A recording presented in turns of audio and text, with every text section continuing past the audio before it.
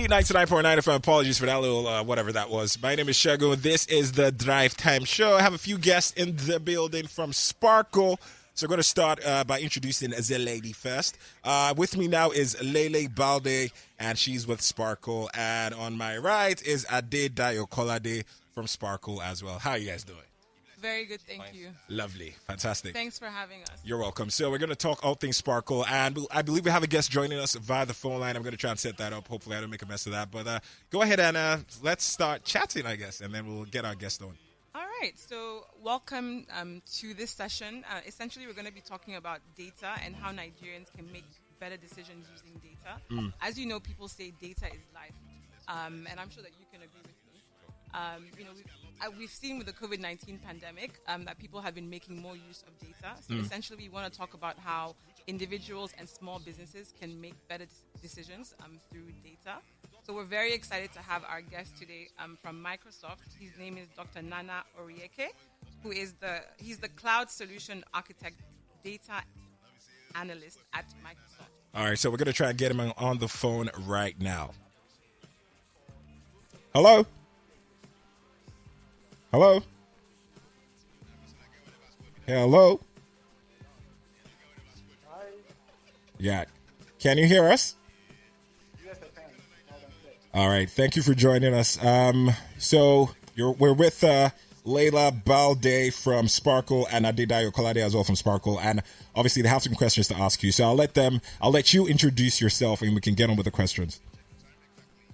Okay, thank you very much. So my name is Dr. Nana Orieke, and I'm a senior cloud solution architect. I work at Microsoft, looking after data and AI work. Okay.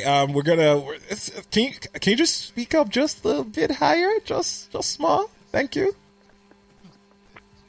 Apologies for this. Well. Yeah. Can you hear me better? Yeah, now? this is much better. All right, go ahead, sir. Okay. Very well. So let me repeat myself then. My name is Dr. Nana Orieke. I'm the senior cloud solution architect for Microsoft, and I cover data and AI workload. Okay, fantastic. And we're with the guys from Sparkle, and they're here to talk about all things data, and I'm going to let them ask you the questions right now. Go ahead, please. Thank you so very much for that. Dr. Nana, it's a pleasure to have you here on this segment. As you know, we're here to talk about data and how Nigerians can make better decisions using data. So I know that you work with Microsoft. So we want to start off by asking you, what does data mean to you? Okay, thank you very much for that question. Just to put it simple, data is information. And this information is characterized by two major things. One is observable, and when I say it's observable, it could be in numerical form, so that is more like quantitative form, or it could actually be in non-numerical form, more like quantitative form. And another characteristic is that it is storable. So that kind of defines the two pillars for what data is, the rich information. Thank you very, very much for that. So as you know, given the COVID-19 pandemic, we saw that data usage was really going up, both for individuals and also for small businesses.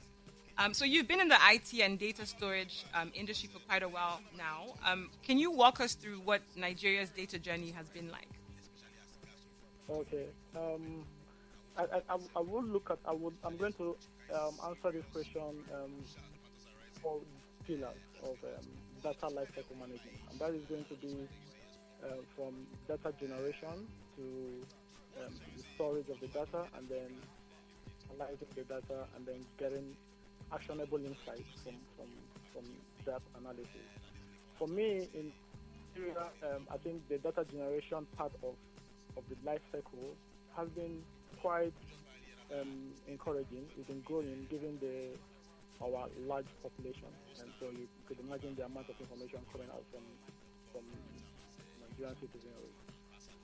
But if we go to the next pillar, which is storage, Nigeria is not doing very well in that regard, owing to some of the factors that I will talk about when we proceed in this call. The other part around analytics, which is more like getting insights from what the data we have, we're also not doing very well in that area. is also an area that we need to double down on. And finally, getting the actionable insight. This is more like a chain. So when the preceding activity, okay, then you don't expect the succeeding one to be wonderful. So because we are not storing the data very well, we are also not analyzing it. We are not getting actionable insight. So that's more like where we stand in Nigeria today. Okay. And how would you say that the average Nigerian or Nigerian business uses data currently? Yeah, well, for average Nigerian, out of the 200 million Nigerians, I hope I'm not being too hasty in generalizing how an average Nigerian uses the data. But from my point of view, I think the average Nigerian is very reactive in data utilization. Let me draw an analogy from our day-to-day living. So if you look at most people in the health industry and also looking at us as individuals, most of us go to visit the doctor when we have health challenges, and that is being very reactive in our approach to our health. And that also is what we see in how the average Nigerian utilizes data. We are very reactive, so you don't see people intentionally collecting data, intentionally storing this information for making actionable insights. We are very reactive. We get to look for the data when there is a problem or when we are in crisis. That's the only time we get to look for data. So we are very reactive in our approach. Okay. Oh, thank you for that. Yeah. So over to you, Tayo. Do you have anything you'd like to add?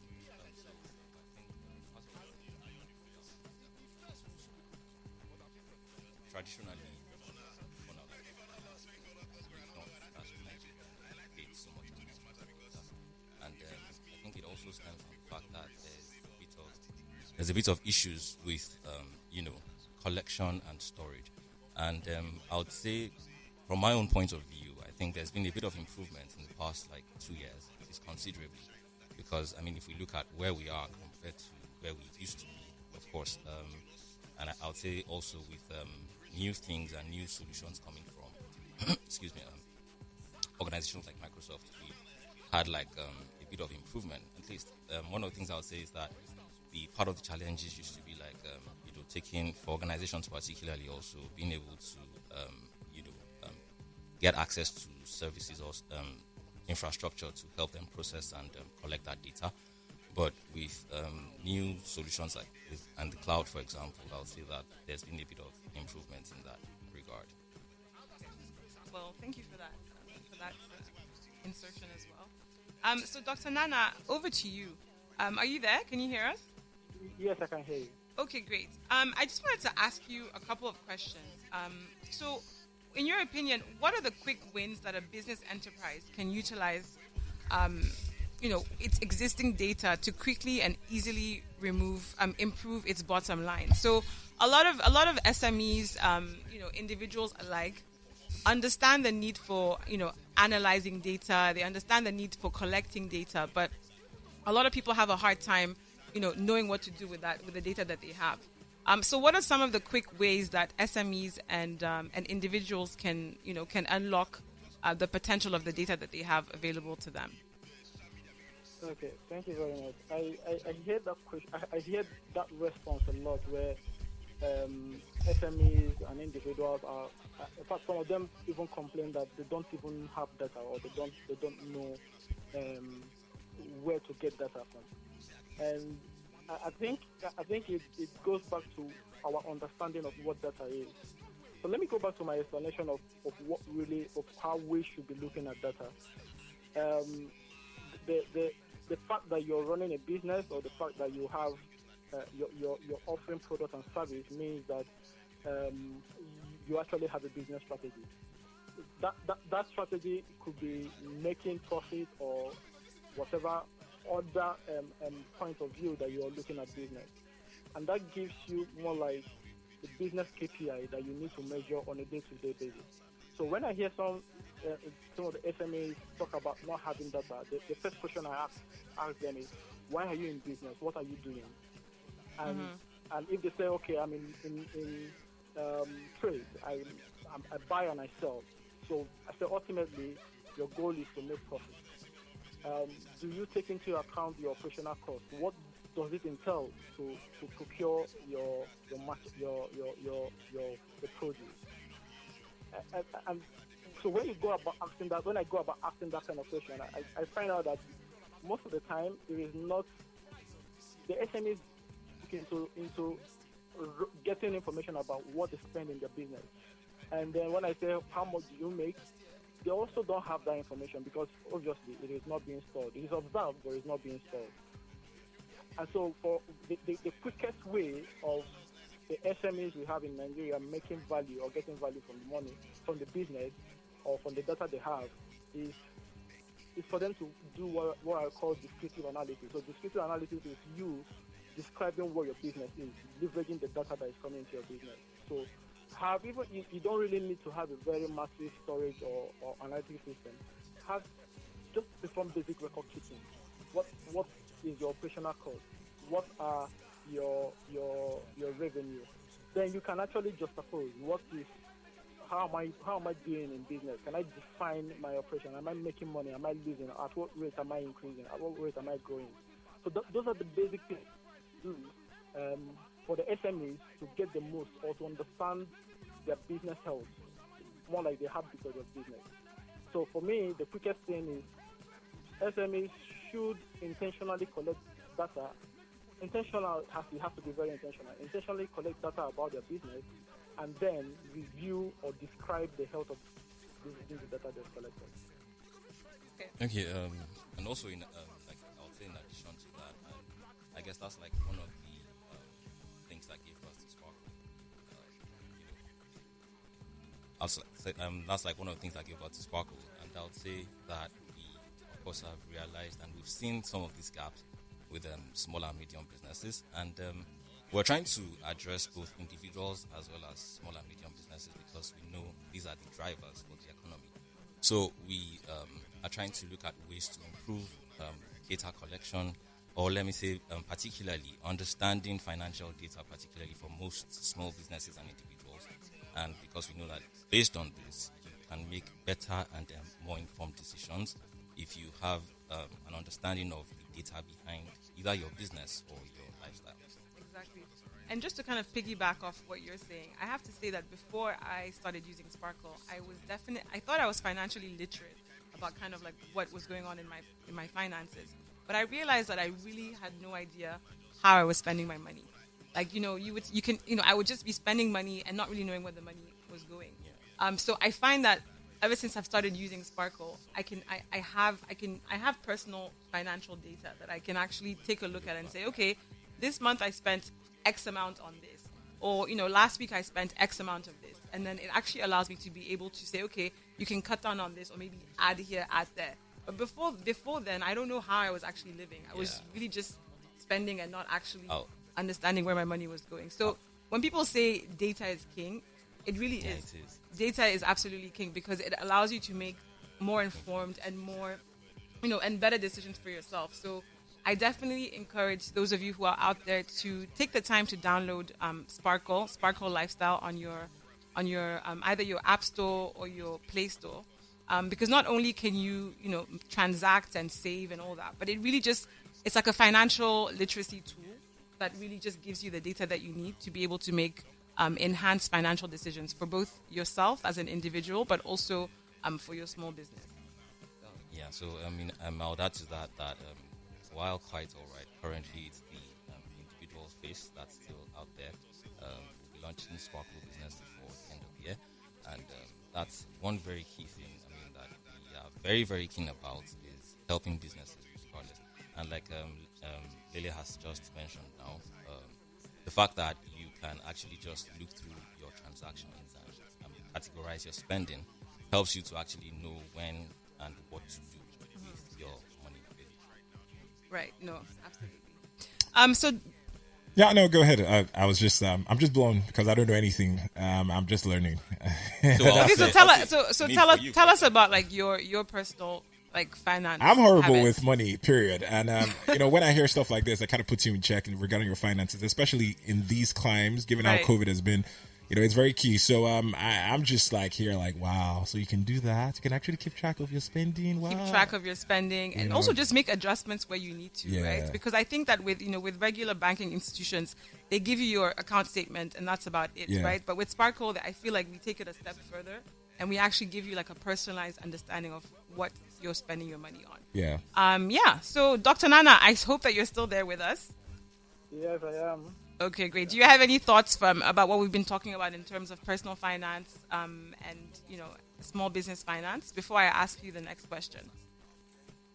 Yes, so just to bring it home and be very pragmatic about our environment, I love what Sparkle is doing around keeping track of personal finances.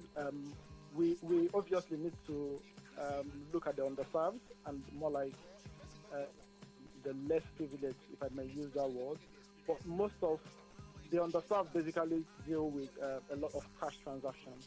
So in Nigeria, it is something that we also need to look at. Yes, because if somebody really needs to track his spend and you're dealing with a lot of cash, it means you have to personally write it down or keep track of it. You have to be very intentional. Right. And the platform that Sparkle is bringing on board is very, very good, especially to track your digital spend.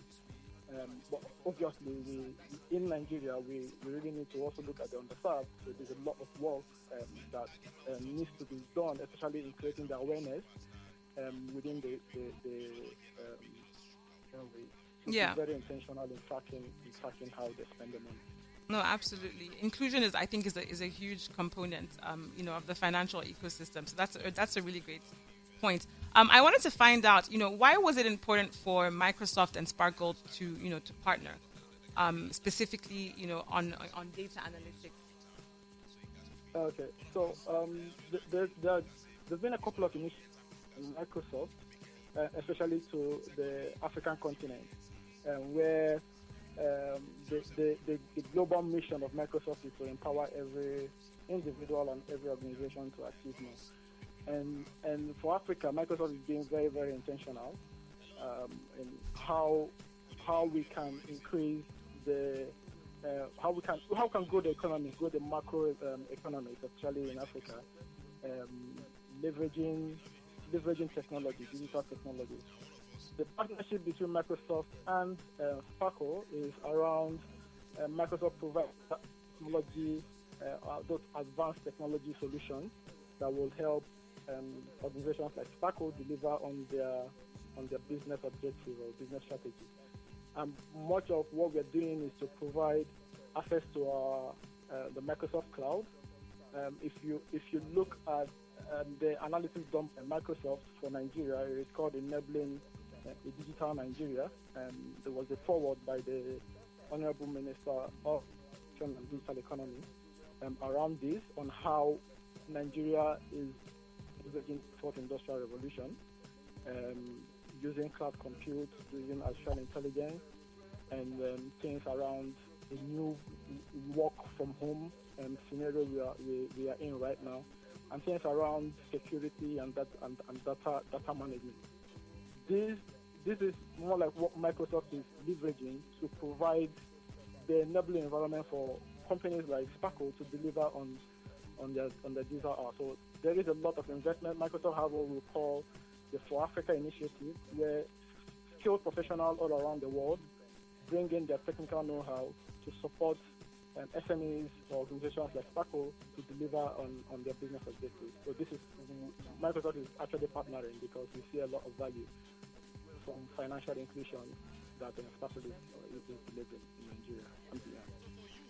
And then just to top on that, leveraging on, buttressing that point is also the fact that at Sparkle we're very, very, very data driven, and which means that we need the best technology stack to provide the best-in-class services to our customers.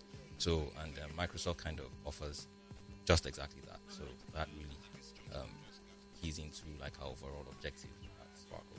Great, and I think partnerships like this one are really important because you leverage, the strengths that Microsoft has as well as what Sparkle has, and you create something quite amazing. So that's really great. That's really great to hear. All right, we're gonna have to leave it there. Thank you so much, guys. for this. Very informative.